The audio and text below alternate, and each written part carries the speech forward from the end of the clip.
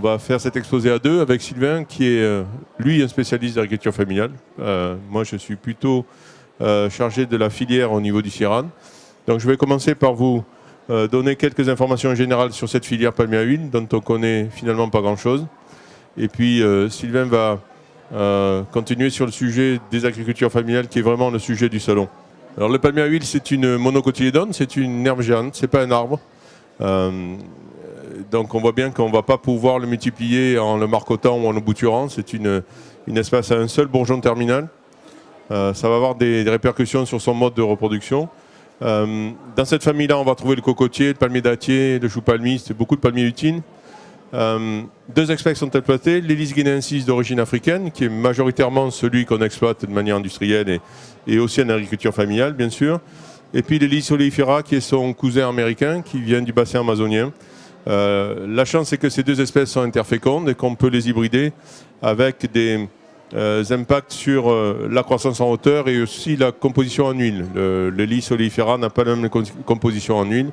C'est une huile qui est plus oléique que l'huile de palme. Et donc, on va y avoir un intérêt à faire des hybrides entre ces deux espèces. La caractéristique qu'on va retenir du palmier à huile, c'est son rendement en huile exceptionnel.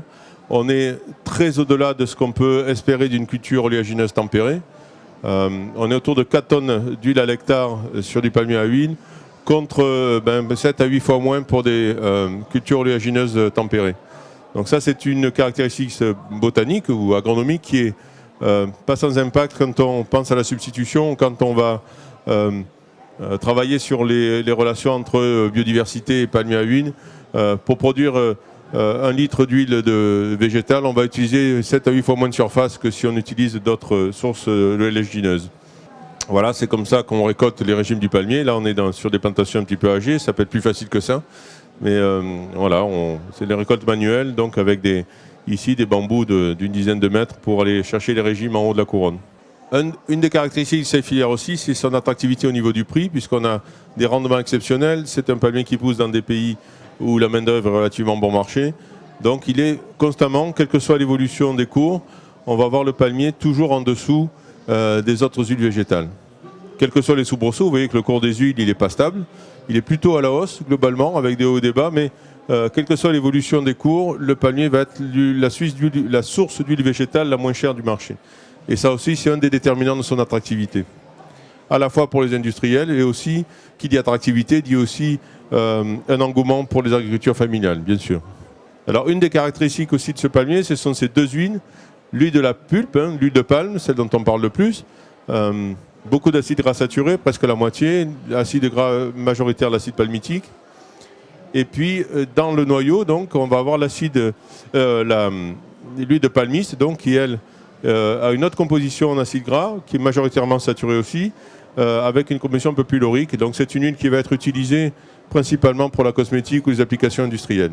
Donc une huile de la pulpe à vocation alimentaire et une huile du noyau à vocation plus industrielle. On verra qu'au niveau des agricultures familiales, ces deux huiles sont exploitées.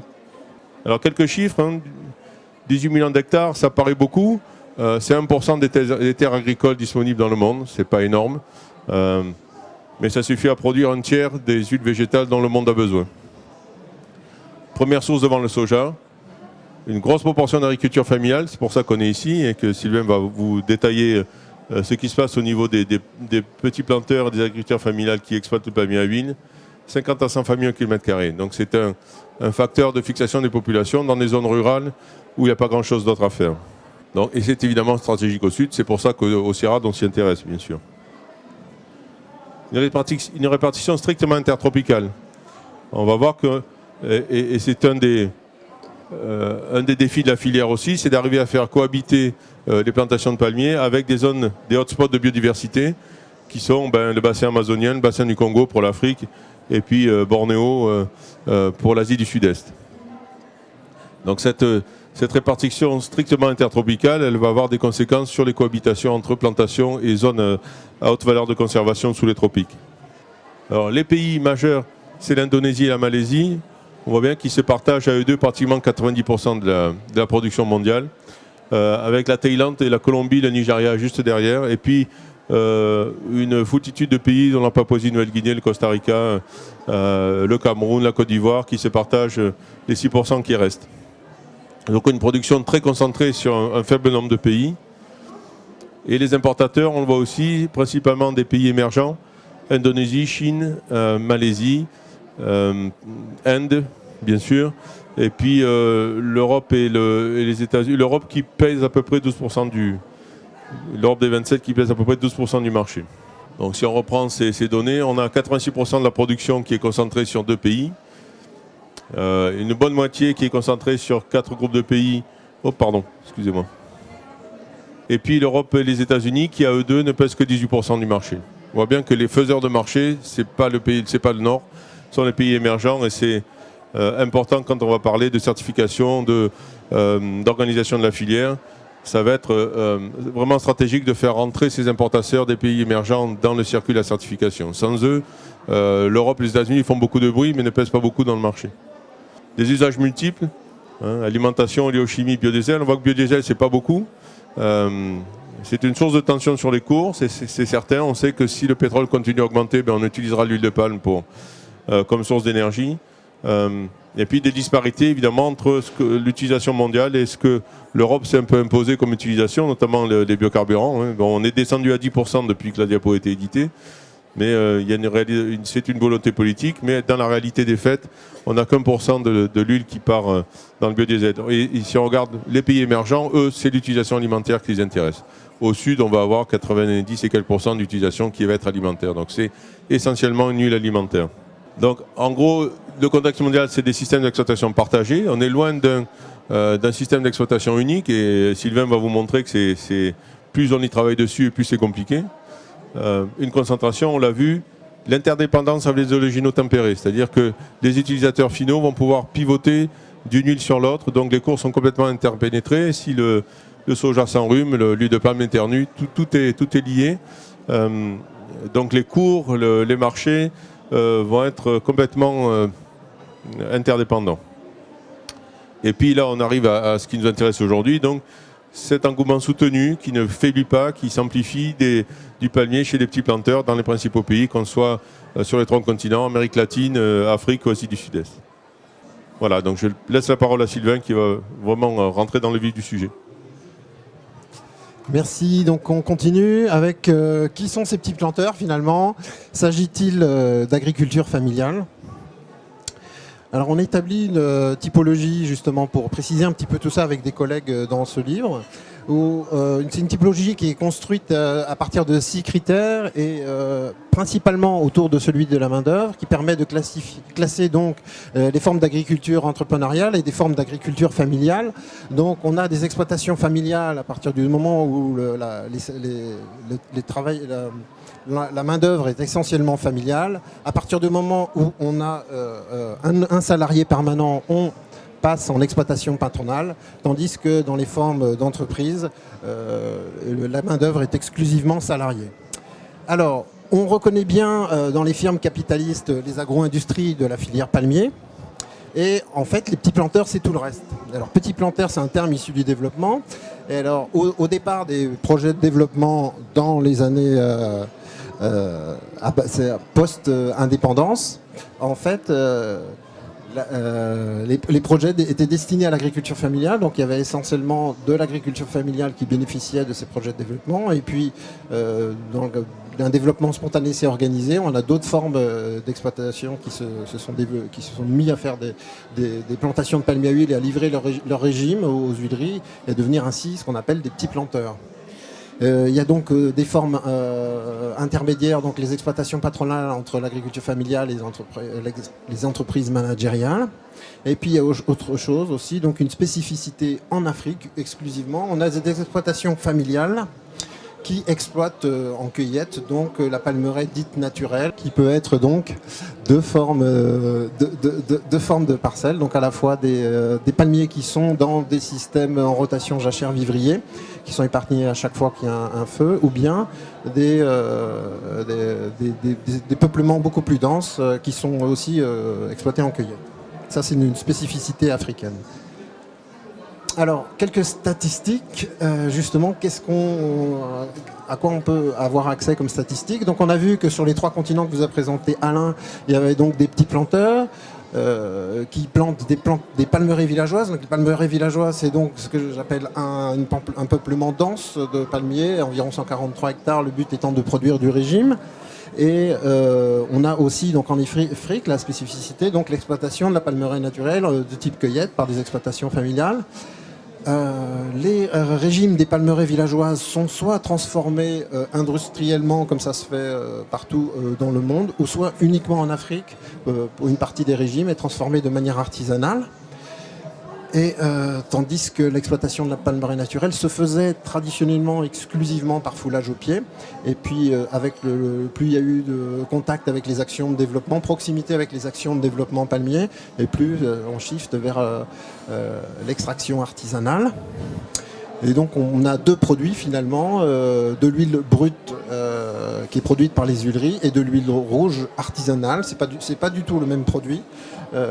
Et donc il y en a un qui est exportable, qui est raffinable, qui sort des huileries industrielles, et l'huile rouge artisanale qui sert plutôt pour tous les plats africains, qui est très... Voilà, donc la villageoise, et qui sert donc à faire tous les plats traditionnels africains. Alors...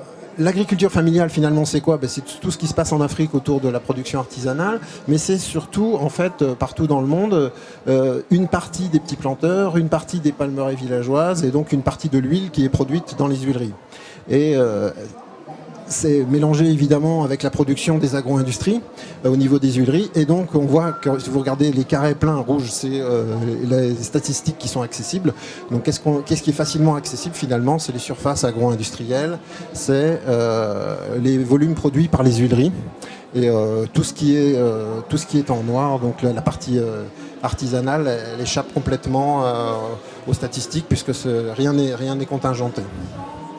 Alors, dans ce livre-là, on a cherché quand même à évaluer un petit peu les productions, les surfaces qu'on a plu. Et donc, l'avant-dernière ligne sur le palmier à huile, donc vous voyez un petit peu les surfaces palmiers.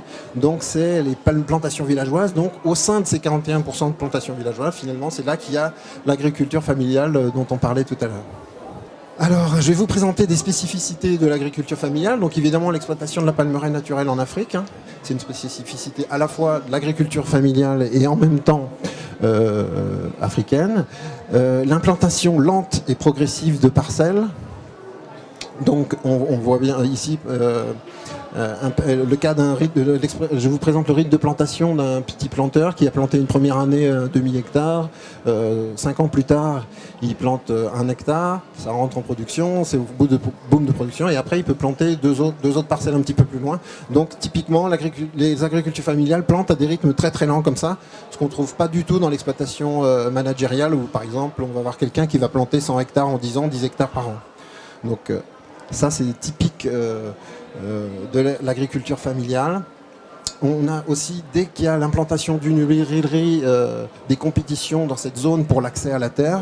Mais évidemment, avec les rites que je viens de vous présenter, l'agriculture familiale n'est pas gagnante par rapport aux exploitations managériales, aux exploitations patronales qui plantent beaucoup plus vite. Et donc, il y a des compétitions importantes pour l'accès à la terre dès qu'on installe une huilerie dans une zone.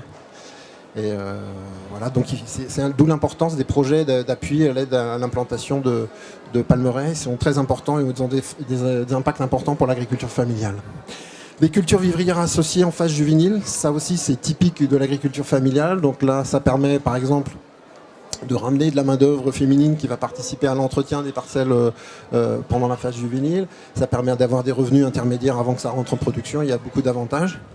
Ça peut aussi parfois être un petit peu se faire au détriment un petit peu du palmier où on a des compétitions trop importantes. Donc on voit qu'il y a une grande diversité de situations et des solutions intéressantes à proposer. L'extraction artisanale, donc qui permet à la fois le développement en dehors des bassins d'approvisionnement, mais aussi d'obtenir au sein à proximité des huileries un second débouché possible. Ça peut permettre de ne pas rembourser son crédit de plantation si on est en conflit avec la personne avec le gestionnaire du crédit. Ça permet, quand l'usine est en panne parce qu'elle est mal gérée, d'avoir toujours un débouché et de ne pas perdre sa production. Ça permet Ça permet aussi de faire le choix de transformer soi-même, de vendre soi-même pour aller jusqu'au bout et de commercialiser soi-même sa production. L'autre typicité, c'est la possibilité de valoriser les autres produits d'une palmier à huile, et notamment le vin de palme en Afrique, puisque en fait, le palmier à huile est originaire d'Afrique, donc c'est là qu'on va trouver le plus de spécificité. Je vais vous montrer un certain nombre de photos sur les 2 derniers points, vous allez voir. Donc là, on a un récolteur de régime. Et là, on est sur une aire de collecte, des régimes. Et on a la fille d'un petit planteur qui discute avec un encadreur des agro-industries pour pouvoir s'organiser sur la collecte des régimes, qui vont être transportés donc par camion jusqu'à une huilerie. Soit c'est des intermédiaires qui font ça dans certains pays. Dans d'autres pays, c'est l'agro-industrie qui collecte elle-même, qui organise la collecte des régimes. Là, vous avez, et ensuite, c'est traité, ça peut être traité, donc je vous ai dit tout à l'heure, dans une huilerie industrielle. Évidemment, l'agriculture familiale n'a pas accès à des moyens de transformation comme ça toute seule, évidemment, même quand elle est regroupée sous forme de coopérative. C'est des investissements monstrueux. Et qui permettent en fait d'obtenir de très bons taux d'extraction. Avec une tonne de régime sélectionné, on produit environ 250 kg d'huile de palme brute, donc l'huile rouge comme ça avant qu'elle soit raffinée, et également 40 à 50 kg de noix palmistes qui vont être envoyées dans une usine de trituration et qui feront encore, comme ça contient 50% d'huile, qui feront encore 2,5% d'huile de palmiste. Donc ça fait en tout 270 kg d'huile. Là, je vous montre une usine de semi-artisanale de 2 tonnes heure, une capacité de 2 tonnes heure qui a été implantée en Côte d'Ivoire par la Coplateau.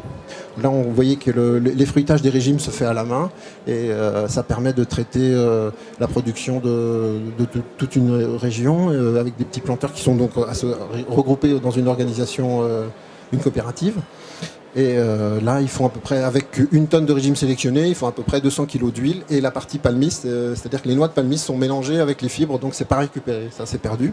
Et là, je vais vous montrer la transformation artisanale. Donc là, on a une femme qui effruite les régimes. Ensuite, là, on a un groupe d'hommes qui est en train... là, je vous voudrais montrer... L'idée, c'est de vous montrer comment l'agriculture familiale, comment les agricultures familiales sont innovantes. Et donc, on voit qu'à partir d'un cadre en acier, qui est un ancien cadre de lit, ils ont soudé des fers à béton dessus. Et ça leur permet de séparer les sépales des fruits avant de faire la cuisson des régimes. Voilà, donc la cuisson des régimes dans un demi-fût de 100 litres. Et ensuite, ça passe ça c'est des presses manuelles artisanales de type Caltech qui font le malaxage en même temps. Donc on met directement les fruits, on sort le jus brut en bas, vous voyez, et là vous avez le tourteau qui sort avec, donc c'est un mélange de fruits et de fibres, et de noix. Donc la partie palmiste, là on la récupère pas non plus. Et là avec une tonne de régime, on fait à peu près, très grossièrement, 150 kg d'huile. Donc à chaque fois qu'on traite artisanalement une tonne de régime, on perd à peu près un tiers de l'huile qu'il y a dans les régimes. Mais ça permet le développement loin des huileries. Donc c'est une solution qui est intéressante en fait pour le développement spontané loin des huileries pour l'agriculture familiale. Là, c'est un modèle de presse motorisée, donc la même que tout à l'heure, celle qui était verticale, sauf qu'on a mis on a mis l'axe horizontalement et un petit moteur à côté. Et là, c'est encore pour vous illustrer comment les gens sont inventifs. Donc c'est la même que la première presse. Vous voyez, c'est une presse manuelle verticale. Et là, le monsieur a mis une perche au bout de laquelle il y a une petite corde qu'il tire avec sa moto et il tourne autour et ça lui permet en fait de motoriser de manière complètement originale sa presse manuelle. Donc les gens sont extrêmement inventifs. Là, on est en Côte d'Ivoire, on a des femmes qui ont des presses discontinues. Donc là, elles sont obligées, une fois que la cuisson est faite, avec mortier-pilon, d'écraser les fruits et de mettre ça dans une presse à cage avec une petite vis sans fin et créer le jus brut cool. Ça peut être les femmes des petits planteurs en fait qui se font payer en régime ou bien en fruits détachés quand elles participent, notamment en faisant le transport des régimes. Ou bien ça peut être des artisanes qui ont acheté une presse et qui achètent des régimes à des petits planteurs et qui font elles-mêmes de l'huile. Donc encore un rôle important pour l'agriculture familiale. Là, on est en dehors des zones d'action de développement où les gens ont innové en utilisant en fait une presse à manioc, traditionnelle à manioc, et, pour faire de l'huile à partir de matériel végétal non sélectionné. Donc il y a très très peu de pulpe et ça fait que ça change la couleur. Vous voyez, l'huile est très très rouge. Et donc c'est assez prisé sur le plan traditionnel parce que ça correspond à l'huile qu'on mangeait traditionnellement. Donc pour les plats africains, c'est très prisé. Il y a des gens qui sont prêts à payer plus cher pour goûter cette huile-là. Donc un autre produit, le vin de palme, un autre produit issu du palmier à huile qui est valorisé dans l'exploitation familiale. Donc un produit traditionnel africain très important qui a une forte valeur sociale et qui doit être consommé dans la journée. Et donc le principe, c'est d'abattre un palmier, de couper les palmes et de venir couper l'apex tous les jours pour récupérer la sève élaborée qui fermente de manière spontanée et pour faire un alcool qui, comme la fermentation n'est pas stoppée, ça devient vite acide si on ne le consomme pas rapidement. Mais par contre, si on le laisse fermenter, l'intérêt c'est de pouvoir le distiller et d'en faire de l'alcool de palme. Ça demande d'en avoir des quantités importantes.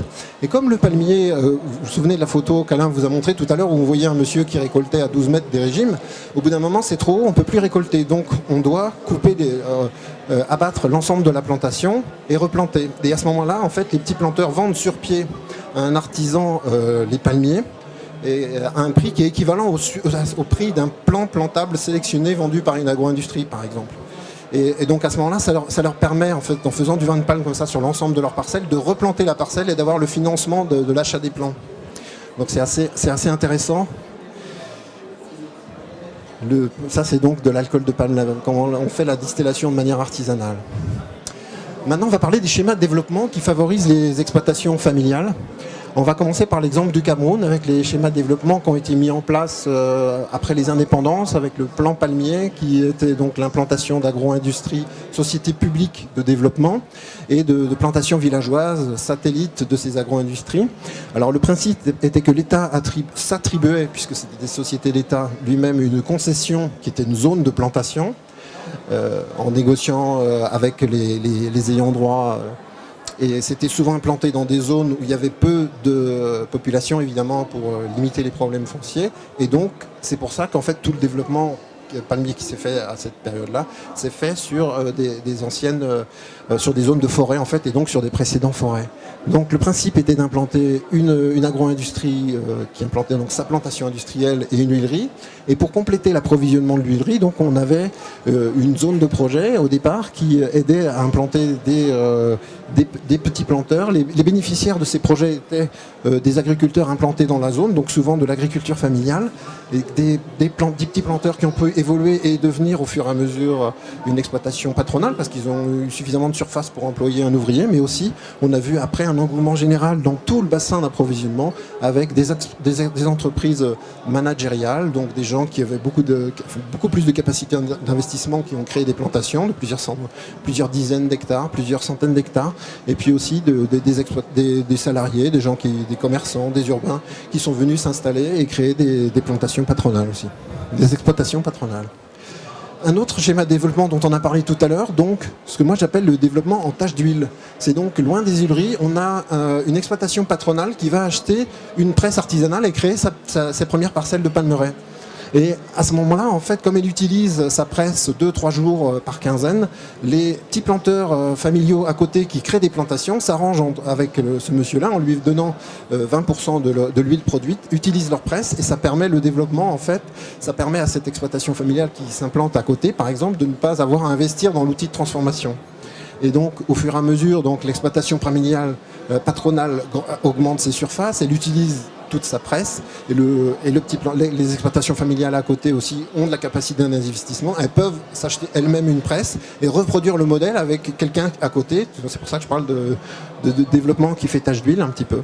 Donc ça c'est intéressant, ça se fait uniquement en Afrique et c'est intéressant parce que ça permet de faire du développement loin des huileries. On va passer en Indonésie avec un autre schéma de développement qui a été implanté, mis en place, pareil, post-indépendance, et puis qui perdure. Donc là, l'État a attribué à des agro-industries une zone de concession, une concession qui est une zone de négociation pour discuter avec les planteurs, les propriétaires locaux, en leur proposant en fait un deal qui était, vous donnez, je me souviens d'un type, donc il y a plusieurs, ça varie d'une situation à l'autre. Par exemple, c'était quelqu'un qui donnait 7 hectares, obtenait 3 ans après, 7 hectares de terre, obtenait 2 hectares de palmiers en production, c'est-à-dire qu'il avait été implanté, du matériel sélectionné qui avait été implanté par l'agro-industrie et qui était distribué après sous forme de petits lopins de 2 hectares. C'est pour ça que j'ai coupé ça, ils appellent ça des plasmas, et géré par une coopérative. Donc c'était implanté par l'agro-industrie et distribué à des petits planteurs. Et donc les agriculteurs familiaux ont bénéficié de ces caplings, on appelle ça des caplings, ça fait 2 hectares. Et voilà. Alors autour, après, il y a des gens qui ont cherché à étendre des palmeraies. Il y a d'autres personnes qui se sont implantées, qui ont créé d'autres palmeraies qui approvisionnaient toujours cette même huilerie. Donc située dans le bassin de l'approvisionnement de cette huilerie. Et puis après, il y a un investisseur privé qui a créé une plantation, qui va créer une huilerie sans plantation. Et donc, ça va générer une nouvelle dynamique de développement. Et donc là, on voit bien que c'est l'outil de transformation. On est en Indonésie, donc il n'y a pas du tout de transformation artisanale. Les gens ne consomment pas l'huile rouge comme ça. Ils consomment que de l'huile raffinée. Hein, donc uniquement l'huile raffinée. Donc la différence entre les deux, c'est qu'on enlève les vitamines A, on enlève les caroténes. Et puis aussi, on enlève la partie concrète de l'huile, c'est-à-dire la partie qui est figée à température ambiante. On garde que la partie fluide. Et donc on voit bien que c'est l'outil de transformation qui est moteur du développement et de toutes ces dynamiques. Ce qui est intéressant dans ces schémas-là, c'est que en fait, les petits planteurs en fait, ont bénéficié du crédit de plantation et ça fonctionne toujours puisque en fait, comme ils donnent une partie de leur terre, que le crédit est faible, l'aide à la plantation est importante et ça fonctionne bien. Donc ça, c'est quelque chose de très positif dans ces schémas-là. Un nouveau schéma de développement récent qui est extrêmement intéressant, c'est le cas des alianzas en Colombie, où là, donc, on va avoir un investisseur qui crée une entreprise, une exploitation managériale, en investissant dans une plantation qui n'est pas forcément conséquente, une centaine d'hectares, quelque chose comme ça, mais on va avoir par contre un investissement fort dans un outil de transformation, donc une huilerie, éventuellement avec un prêt, et cette exploitation garde 50% des parts de l'alliance donc de l'huilerie et attribue les autres 50% à un ensemble de petits planteurs qui s'associent à eux. L'État s'associe également pour organiser ça et participer à l'organisation en fournissant aussi l'assistante technique. Et ceci, ça permet quoi? En fait, d'obtenir des prêts auprès de banques, des crédits de plantation qui sont garantis en fait par l'Alianzas. Autre chose qui est intéressante, comme les petits planteurs sont socios, comme on dit en espagnol, et donc ils sont associés, ils participent aux prises de décision de l'Alianzas, et donc par exemple la négociation des prix d'achat des régimes, ce genre de choses. Donc c'est vraiment intéressant sur le plan social, ce modèle de développement. Et puis comme en Afrique, comme le premier que je vous ai montré au Cameroun, là on a des petits planteurs qui implantent eux-mêmes sur leur propre terre. Donc il n'y a pas d'histoire de concession, c'est assez intéressant. Ça développe de l'agriculture familiale, ça développe de l'agriculture, tout type d'agriculture de petits planteurs. Les trois qu'on a vus, la managériale, le patronal et familial, ça les développe de manière identique, sans différence en fait. Il n'y a pas de compétition là. Alors on va parler d'un enjeu important autour de l'héliculture familiale, c'est les différences de performance entre les plantations industrielles. Là, vous voyez, là c'est des données qui viennent de Malaisie, du Malaysian Palm Oil Board, donc avec des rendements moyens en agro-industrie qui sont de l'ordre de 25 tonnes de régime par hectare, alors que les rendements des petits planteurs sont de l'ordre de 15, avec aussi des petites différences de taux d'extraction. Et donc c'est faible. Les plantations villageoises se caractérisent donc par des faibles performances d'une part, moyennes, mais en même temps des forts écarts d'une palmeraie à l'autre. Alors souvent c'est lié au matériel végétal qui est planté, c'est vraiment le premier facteur limitant. Ensuite la manière dont est implantée la parcelle, sa conduite juvénile, et puis sa conduite en production. Alors, on va illustrer comment les synergies avec les agro-industries, quand elles se passent bien, peuvent par exemple lever ce genre de problème, où là, on va se trouver dans une zone de développement, dans un bassin de production, où vous voyez que les petites étoiles rouges, c'est les petits planteurs africains qui ont planté d'abord du matériel non sélectionné, puis du matériel sélectionné. Pourquoi ils ont planté du matériel non sélectionné? Parce que traditionnellement, pour dupliquer le matériel, reproduire le matériel dans les palmeraies naturels, on récupérait des plantules au pied des palmiers et puis on les replantait. Si on fait ça avec du matériel sélectionné, on replique du matériel tout venant qui produit 40% de ce que produit le matériel sélectionné dans les mêmes conditions. Donc c'est vraiment le premier facteur limitant. Et donc on voit que les petits planteurs, les étoiles rouges, les petits planteurs qui n'ont jamais bénéficié d'appui technique ont d'abord commencé par planter du matériel végétal tout venant, que ce soit une parcelle, deux, trois, plusieurs, et puis ensuite ils sont passés à du matériel sélectionné, donc le temps de comprendre comment s'approvisionner, de voir les différences de performance entre ce matériel-là. Et ensuite, on va voir les étoiles jaunes, donc des planteurs qui ont bénéficié de l'appui d'un projet sur une courte période, qui ont donc implanté leur première parcelle sélectionnée, puis ils ont fait comme les rouges, c'est-à-dire qu'ils ont ils ont voulu reproduire, comme ils ne savaient pas que le matériel végétal sélectionné, il fallait l'acheter, eh bien ils ont reproduit eux-mêmes, ils sont passés encore par la case matériel tout venant. Donc quand vous voyez les rythmes de plantation que je vous ai montré tout à l'heure chez les exploitations familiales, vous voyez que ça se fait sur des pas de la constitution des sols palmiers, donc l'ensemble des surfaces plantées en palmiers dans une exploitation se fait sur des pas de temps longs, ça peut être 2 décennies par exemple, une vingtaine d'années. Et là, ce qui est intéressant, c'est de voir les petites étoiles bleues vertes. C'est donc les sols 100% sélectionnés, des palmeraies constitués uniquement de matériel sélectionné. C'est des exploitations qui ont bénéficié d'appui technique, d'abord du projet pour celles qui sont à l'intersection des deux patates là, et puis celles qui ont bénéficié, celles qui se sont implantées après le projet et qui ont bénéficié de l'appui technique d'une agro-industrie qui s'appelle la SPFS. Et tout ça, donc, c'est tout type d'exploitation confondue. Mais avec les rythmes de plantation beaucoup plus lents des exploitations familiales, en fait, ces problèmes sont plus criants chez les exploitations familiales qui ont aussi, dans les exploitations familiales, les petits planteurs ont moins facilement accès aux informations techniques. Alors ensuite, on va parler du rôle de cette culture dans les exploitations. Je vais illustrer ça à travers la transition de l'agriculture familiale vers d'une exploitation familiale vers une exploitation patronale. Donc on a typiquement une exploitation familiale qui produit des cultures vivrières en rotation, donc 2 années de culture vivrière, 4 ans de jachère derrière, et on fait des rotations sur 6 parcelles comme ça. Eh bien, quand il y a une dynamique de développement palmier qui se met en place, déjà tout le monde veut planter en même temps, donc il y a tout de suite ce que je vous expliquais tout à l'heure, une histoire de compétition, c'est pour ça que j'ai représenté une deuxième exploitation, et on a un petit planteur qui implante une première parcelle, elles sont voisins aussi, et puis une autre, puis ils se bloquent l'un et l'autre. Donc vous voyez bien les histoires de compétition foncière qui augmentent. On a donc une exploitation familiale qui a diversifié ses productions. Et puis dans le temps encore, on évolue et on peut évoluer vers une diminution après, une fois que c'est bien en production ici, des surfaces dédiées aux vivriers, parce qu'on n'a plus besoin de faire de vivriers de vente, et on limite les surfaces aux vivriers de consommation. Et donc à ce moment-là, on a si on a des surfaces aussi suffisantes, on peut aussi employer un premier employé permanent. Et donc à ce moment-là, on passe à une statut d'exploitation patronale, qui produit donc essentiellement des régimes de palmiers et puis un petit peu de vivrier pour les besoins d'autoconsommation. Donc qu'est-ce qu'on voit, c'est que finalement le palmier est source de revenus, c'est la culture qui permet d'envoyer les enfants en Afrique. On dit que c'est la culture qui permet d'envoyer les enfants à l'école faire des études. C'est aussi, ça peut être pour ceux qui parviennent à implanter des surfaces suffisantes, la retraite des agriculteurs. Et comment ça se fait ce développement? Il y a un besoin d'accès à la terre qui est nécessaire. Et vous voyez qu'avec ce que je viens de vous présenter, on explique les différents précédents. Donc à la fois des précédents qui vont se faire sur des zones de forêt, des précédents sur des zones vivrières et des précédents qui peuvent se faire sur des zones de jachère. Donc en s'intéressant à l'accès à la terre, on arrive à comprendre quels sont les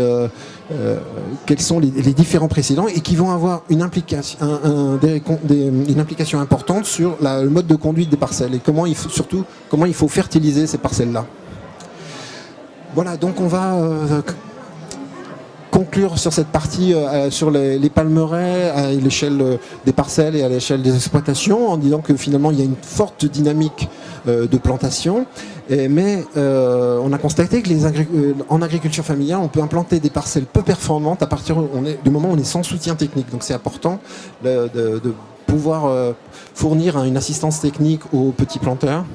Les crédits de plantation aussi qui sont nécessaires pour les aider à participer à la dynamique de plantation et au développement, parce que vous avez vu qu'avec la compétition foncière qui se crée dès qu'il y a une implantation d'une huilerie, c'est pas facile pour eux du fait il y a une forte compétition pour l'accès à la terre. Et puis ce qui est donc intéressant de raisonner, c'est le lieu où on installe, où on implante les huileries, toutes les unités de transformation, parce qu'après on sait que tout le monde va se développer autour. Donc par exemple il y a des expériences qui ont été faites en Amérique latine, beaucoup, où on implante des huileries dans des zones où il y a beaucoup d'élevage très extensif de bovins, et les gens passent de cette agriculture bovine très extensive à un bovin à l'hectare à des palmeraies. Et donc là, au lieu de couper de la forêt pour implanter des palmeraies, on va au contraire stocker du carbone en transformant des prairies en palmeraies. Donc en fait, il y a un enjeu important là, le choix des lieux d'implantation des huileries, c'est très important pour les types de précédents. Et puis aussi, je pense qu'il faut repenser les schémas de développement. Il n'y en a pas qu'un qui marche. Je vous ai présenté l'Alianzas. Le type Alianzas, c'est extrêmement intéressant. Mais il n'y en a pas qu'un qui marche. Il n'y a pas qu'un modèle. Je pense qu'il faut adapter à chacune des situations. Et donc s'enrichir des bonnes expériences du passé. Alain, tu termines sur la partie à une échelle plus globale de la filière ? Merci Sylvain. Donc je vais finir très rapidement. Vous avez vu que c'est pas simple. Vous avez vu que les successions, les déterminants de l'adoption de la culture du palmier à huile chez les agriculteurs familiaux, c'était procédé très complexe, on commence à peine à comprendre. Les défis qui nous attendent, nous, au CIRAD, et puis avec nos partenaires, c'est cette représentation des agricultures familiales. On a vu que c'est presque la moitié de la production mondiale. Elle a du mal à être représentée dans les organismes de certification, puisque c'est vraiment ça l'avenir de la filière. Vous avez un stand sur l'huile de palme durable à l'autre côté du hall. On commence à convertir les industriels transformateurs de ces produits on essaie de les pousser vers plus de sécurité dans les approvisionnements, plus d'adoption des filières certifiées, et on a du mal à faire représenter les agricultures familiales dans ces schémas de certification. D'abord parce que c'est cher. L'accès à la certification, c'est plusieurs dizaines de dollars à l'hectare. C'est inenvisageable pour des agriculteurs familiaux, et le premium qu'ils vont avoir à la tonne d'huile lié à la certification ne va jamais couvrir ces 20 dollars.